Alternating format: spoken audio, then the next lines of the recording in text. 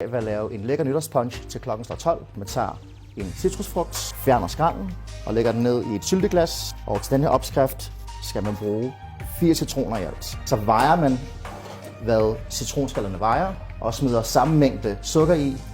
Så må man gerne tage og lige presse olien ud af citronen. Låget på og lad det stå. Måske lige ryste den en gang imellem og komme tilbage igen om 4-5 timer. Og når du så kommer retur, så kan du se, at der er blevet lavet en tyk og lækker sirup, som smager af citron. Der kommer det hele ned i punchen. Og de 4 citroner, hvor vi tog skallen fra, har jeg nu presset, og der har jeg ca. 250 ml citronsaft. Det kommer vi oven i punchen. Og i den her punch, der fungerer gin rigtig godt, så er det hele flasken ned i. Sort jasmin-te, 1 liter, og det hælder vi oveni. Næste ingrediens til punchen er en hedevin. Jeg har valgt at bruge en vermouth, 20 centiliter. Man kan lade den stå, som den er, og i sidste øjeblik, så kan man lægge is i.